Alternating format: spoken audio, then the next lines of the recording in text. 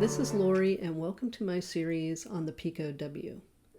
This is part 11 of the Exploring LED Displays series. In this episode, we'll be working with driver chips for the first time. We'll be using the TM1637 driver chip with a 4-digit 7-segment display. And this is a picture of the 4-digit 7-segment display that we're going to use in this episode.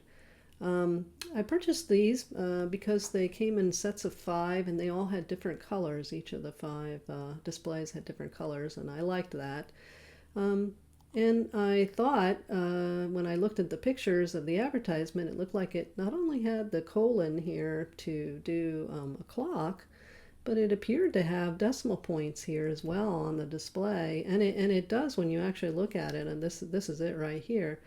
But it turns out, I guess, with these TM1637 driver chips, we can either drive the colon or we can drive the decimal points, but not both. And so when somebody wires these up, they make that decision.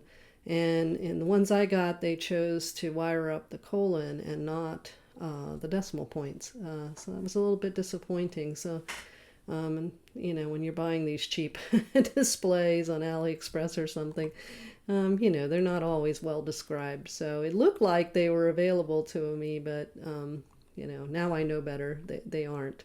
And you can see here's a couple other displays that I've gotten as well. Some neat little small ones, I think, for some small applications. And you can see it just has a colon and no decimal points. And then this other one that has 6 digits. And the TM1637 can drive up to 6 of the digits. And you can see that it also has the decimal points in this one. So, but then there's no colon, as you can see. So it's kind of like a choice. You can either get it with a colon for clock use, or if you're wanting to display data with perhaps decimal points, then you'll have to make a choice as you choose which one you're going to purchase. So yeah, so this is the pack I got, and it has all the different colors.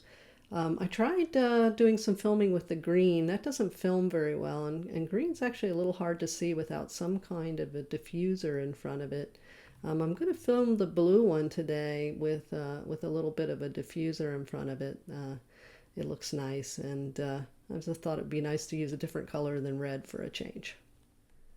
All right, this is a pretty busy slide.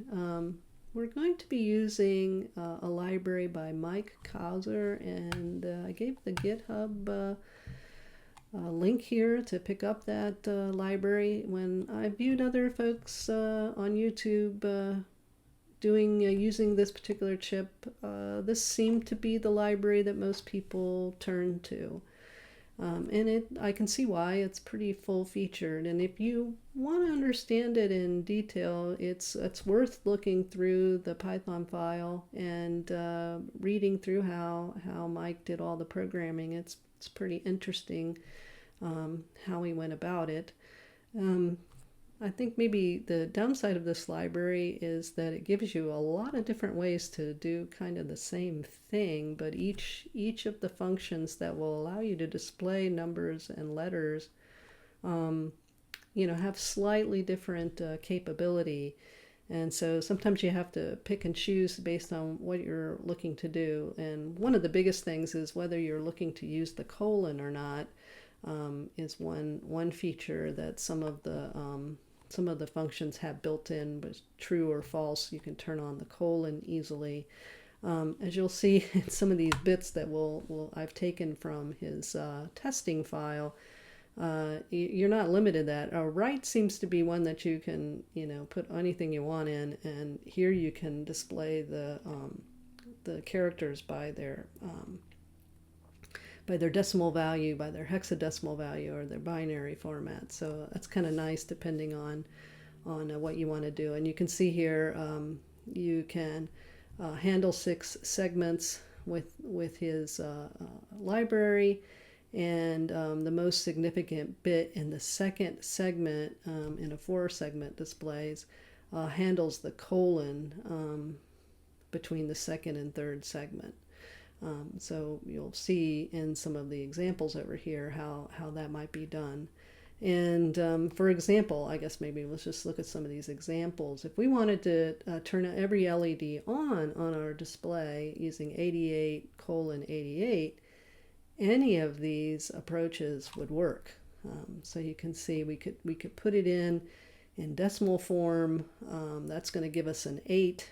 And then notice that the second digit here, it controls the colon, so we're actually sending in a different digit that will turn the colon on, and then the other 2 8s. And then we could do that as a byte array, or in this format where we're using hexadecimal codes. We could also use the show, where we send it in as a character and then say, hey, turn on the colon. And we could use the numbers function, where we send in the pairs and turn on the colon function. So yeah, sometimes you sit there and go, oh, which way should I do it? But it just depending, I guess, on how you're coding it, may work out differently in different scenarios. And then there's just a few things you have to think about. I actually revised his test script just a little bit here. If we want to display 0, 1, 2, 3, any of these first 4 works perfectly. You get exactly 0, 1, 2, 3 on the display. If you use the number or numbers, these functions actually remove leading zeros on purpose, because sometimes you don't want them. So you could use those, and then you would just display 1, 2, 3, and the leftmost spot would be turned off. So again, depending on what you're looking to do, some of these different approaches would be handy. And then one of the things that I like to do as I'm thinking about the segments is just, what am I turning on? Which ones am I turning on? So I tend to like to use a binary, because this is where we're saying which segments should be turned on, and it kind of goes in reverse. So segment A, B, C, D, E, F, G, and H. So, here it just shows how you could turn on the letters for cool in multiple different approaches. And then, when you're using these where you're giving a string, it's going to do some work to figure out which version of the C, O, O, and L it's going to put on the screen based on the alphabet that it has built in. So we were talking about the character set that's built into the library, and it's stored as underbar segments, and then when you put in a string, it's going to come in here and decode those characters and turn them into the character that has been chosen to represent that letter or number. And here's what they look like. I'll talk a little bit more about this, a nice tool that I had to display them. Found that on the web. So you can see, as we talked about the 7-segment display, A through F works pretty well, and definitely some of the other characters are going to work pretty easily. Like a P is pretty easy, and you can use an R. But then you run into trouble, like with the S. Here's the S, but hey, that's also the 5. So now it's not unique, and H is another one that's not terribly unique, because it's used for H and K and X. So you have to pick it up based on the context of what's going on. And then M, yeah, I'm not sure that makes me think of M when I look at it, but you have to pick something if you're really going to try to have words on a screen with just a 7-segment display. So it got me interested in, how did this get decided? Is this a special character set that somebody came with? And so then I did a little Googling around, and then I saw that, in fact, people have talked about this before, and not all that long ago, Alexander here came up with a 7-segment alphabet, and now his approach was for a different purpose. It was for people with handicaps of various sort. How can we use a 7-segment display to uniquely identify all the letters in the alphabet and all the numbers? So the benefit of this Siku alphabet is that no character is repeated, so there's no ambiguity like we saw in the one that's built into the library. So you can see the different characters here. And so then that causes some issues too, like I is chosen to be represented this way. Not crazy. J, maybe not crazy. Here's the M. So you can see here's what they did for X, and Z, a little unique as well. S is also different. And it was interesting when I found this website. Here's a couple links to the websites that I looked at. It took me a little while to read this. I really like this article. It's quite unique. You could, but you know, if you give yourself a little bit of time and if you practice with a little bit, I do think you could read this this type of alphabet. So that's another approach you could use with the 7-segment display. And we really never explored that before, but I thought that was kind of interesting. I decided to code it up in the Siku alphabet into a byte array. So I went through the trouble of coding that up, just kind of like the underbar segments one that's built into the library. And you know, again, I just used this tool because I think it's a little easier to see the alphabet a little bit better. And when I use this tool, it would tell me the hex code for each of these without me having to sit there and figure it out. So I appreciated that. So I have this, and it's in some of the demos. So if you're curious to work with the Siku alphabet, it's already coded up for you, so you could start working with it if you take some of the demo code and get it off of my GitHub site, which will be linked below in the description. I found this really great website with an LED display animator that you could click on the little segments and turn them on, see what the codes were, the binary values, the hexadecimal values, and you can actually create animations. And so you can save, you know, as you set up each of your sort of frames, you can save them, and then you can play back your animation to watch what might happen. So you can have a lot of fun with this, and it also has a 6-digit version. You can click on that to turn it into 6 versions, and it's, you know, it's intended to be used with this, but the code is, I think, intended more for Arduino use of this kind of a LED display. So that's what it's doing. It's creating it in a format that's going to work well for an Arduino. But it certainly was helpful for for me in preparing some stuff for the Pico. So yeah, definitely check it out if you're interested in trying to do some animations with a 7-segment display. A couple more slides just showing a few more features that are built into this library. One is this temperature function that you provide the number, and it's going to add in the degree symbol and the letter C. So you could do it this way with text, but you could also do it this way with just the numbers. And the temperature function is pretty smart. It knows that there's a point where it can't display numbers, so it'll only work from -9 to +99.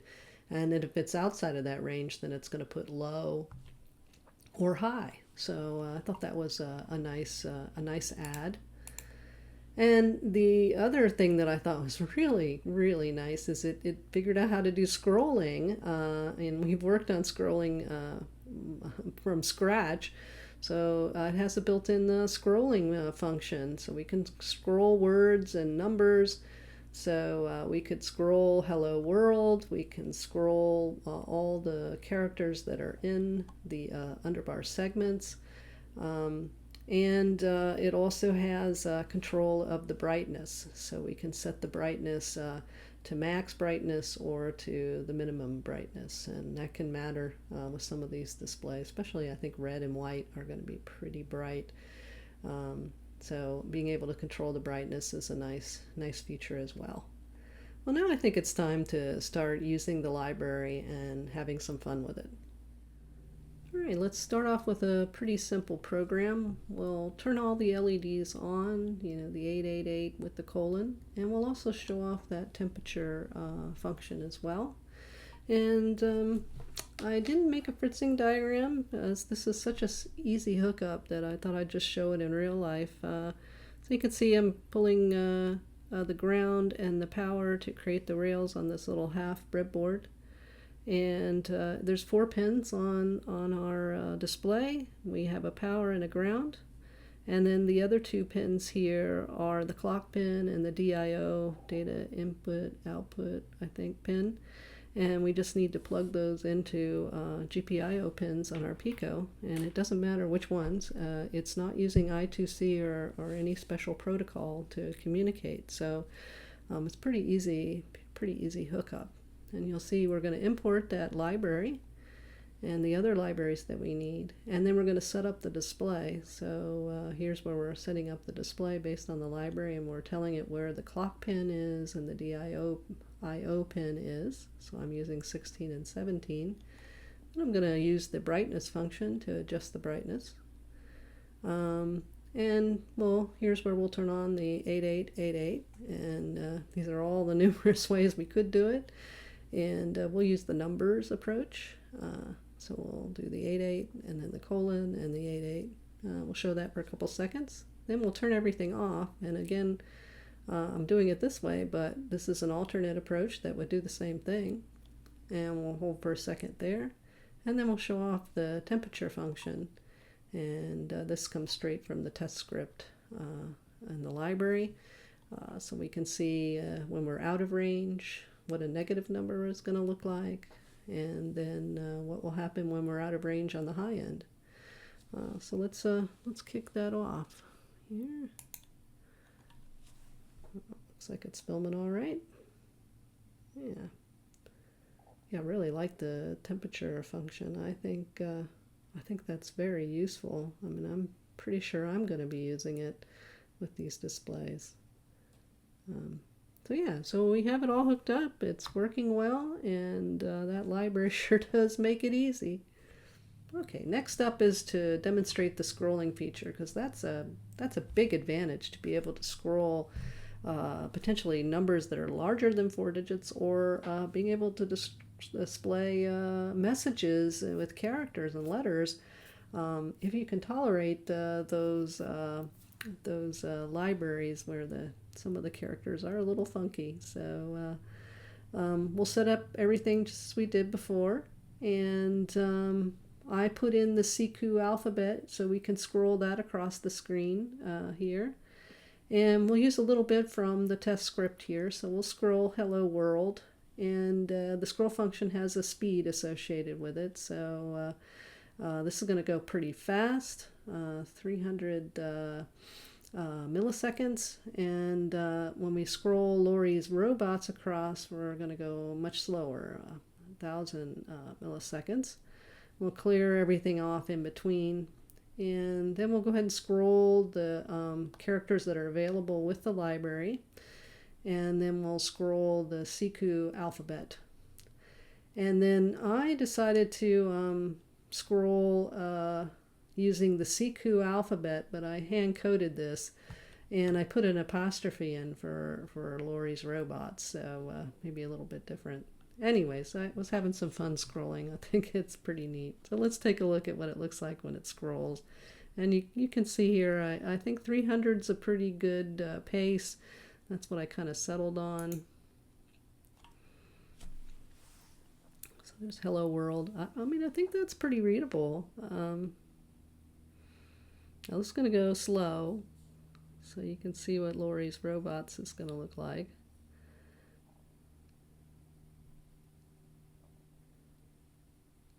Yeah, the mixed case kind of throws you off a little bit, I think.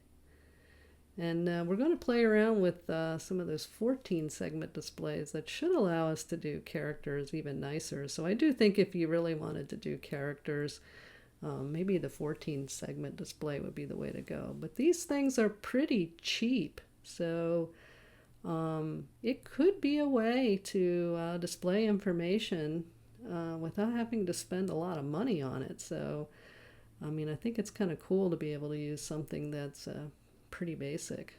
All right, here's our last Lori's robots. Yeah, I don't know. But I think you can pick up what they are. And And the scrolling, I think, is really nice, especially if you did want to scroll. I can imagine scrolling sensor data across the screen and being able to see more than just the 4 digits. So that could be, I think, really important. All right, let's move on to the next program. For our next program, we'll work on trying to create some new characters that maybe are not in the library's character list, and do little animations with them. So if you want to come up with something new, how would you do that? Or this is one way to do that. So we'll set everything up, and imagine that I wanted to use the lower half circle of an 8, maybe like a period, for example. Well, I could do that by using binary to indicate which segments I want on. So if I use the right function and give it a binary number, this is the order of the segments. And I think I mentioned this before, but very quickly. So here's the order, kind of going from least to most. So to do the lower half of the figure 8, I could do that. And something else I hadn't quite said about the right function is you can tell it where to start writing the digits. So here I can tell it to do it on the rightmost digit. Then I'm going to make a couple of where I do vertical LEDs for the figure 8 and where I do the horizontal LEDs. And now, if I wanted to loop through those and maybe create a little bit of an animation, we'll see what that looks like. All right, so let's give this a run. And there's our lower half. There we go. And so you can do things like that through a loop. So I think, personally, I think using the right with the binary representation, when you're not making particular letters that are maybe already coded, this is a pretty easy way to figure out which segments you want to turn on, and then, starting in what digit do you want to have that show up. So, yeah, pretty simple there. All right, so let's do a little animation using the library. I call this one Spin Around the Digits. We'll set everything up, and I'm going to make a couple of what I call paths, and I'm going to turn on an individual segment, and I'm going to loop around, I call it loop the 0. So I'm going to loop around the A, B, C, D, E, F components of the figure 8, and then I'm going to do it 2 ways. This one would leave the final segment on, and then if I do it where I put a 0, 0 at the end, that would turn the segment off before moving on. And you'll see what happens inside the while true loop here. So we'll do the first path, and we'll loop through it, and we'll loop through all the digits. So the number 0 digit is the leftmost digit, and the number 3 digit is the rightmost digit. And so we're going to take one of the numbers out of our list path segments 1, and we'll write that. Now we have to put it back inside a list. That's something you have to pay attention to. This is always expecting a list. So when you ask for just one component of a list, it's not going to come back as a list. So you have to put the square brackets around it. And then we'll use the other path and do the same thing and see how they look different. All right, let's run this. There we go. Yeah, it's kind of fun. I mean, you could have it go all different directions. I think you could have a lot of fun playing around with doing various kinds of animations with this display, and kind of using it not in a way to display numbers or characters. Well, I started looking at this display in a little bit of a different way after doing some of the animations. And I started thinking, could we use this to do some kind of a game? And I'm a little inspired by the fact that people use the 8x8 LED matrix to do games, and it's ideally suited to that because, it's a grid, and you can think of Snake and Tetris and things like that working pretty well in a grid like the 8x8 LED matrix. But could we use a 7-segment 4-digit display to play a game. And so I started thinking, well, okay, we could imagine that we could think about the LEDs that we have here as sort of a grid. It's almost a grid.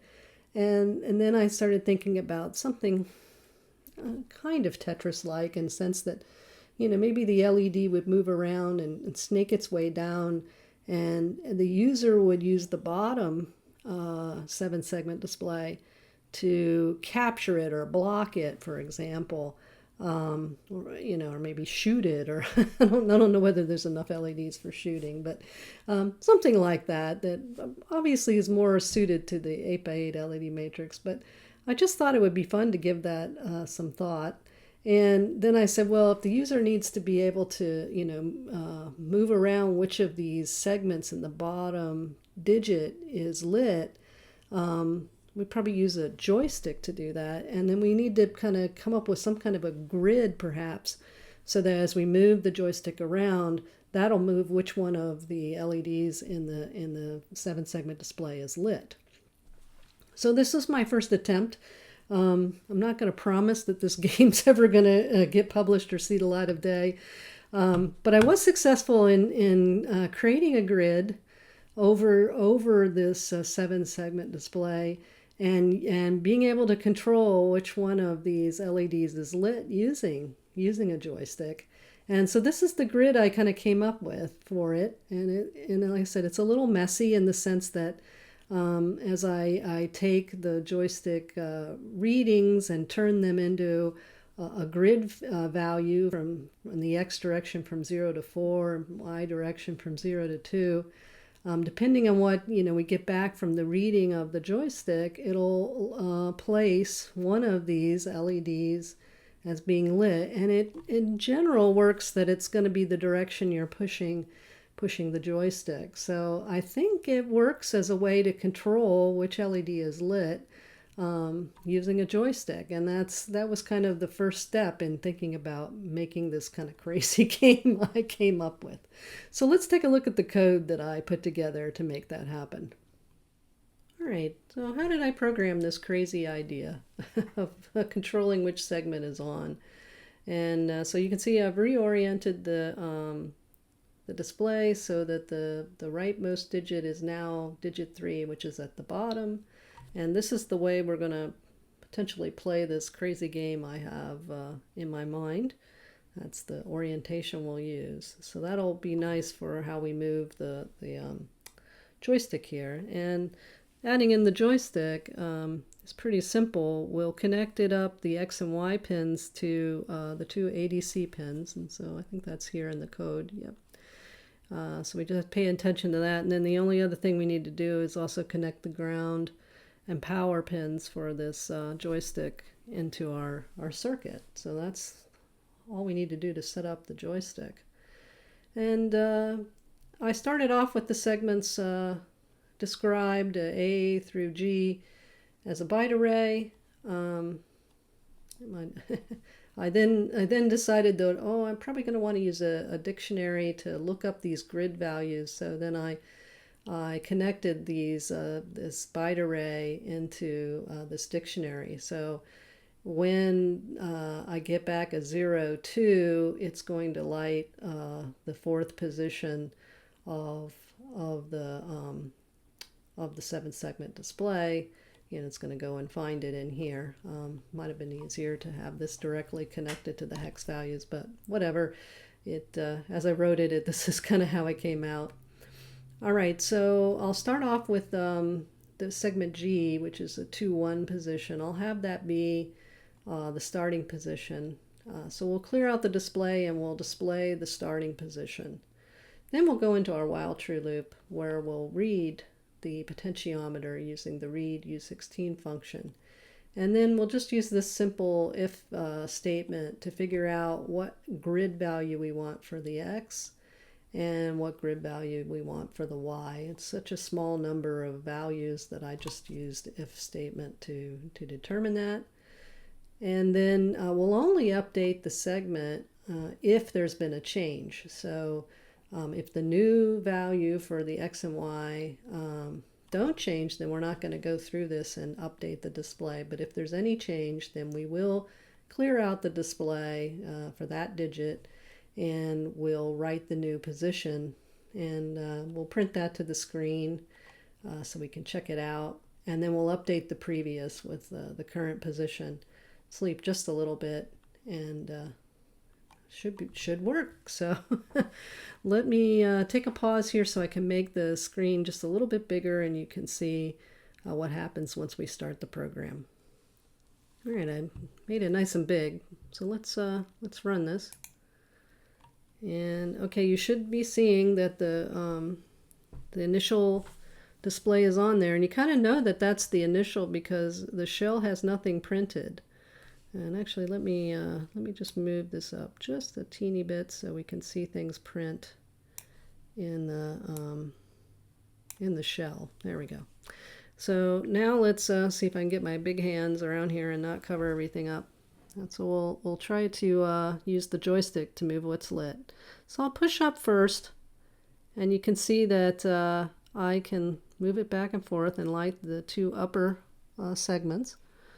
And then I could push it back and light the other two.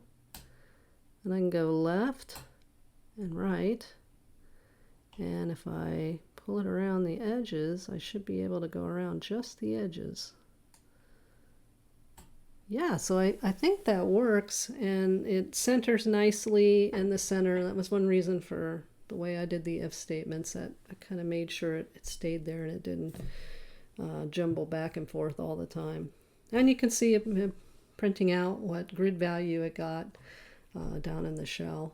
So okay, that's the proof of concept that I could control the LED that's being lit. The player one could could control that. So yeah, I think there's some chance now. The question is how to make the rest of the game work. But I'll give that a go. And if I'm successful in making something fun to play, I will definitely make a video about it.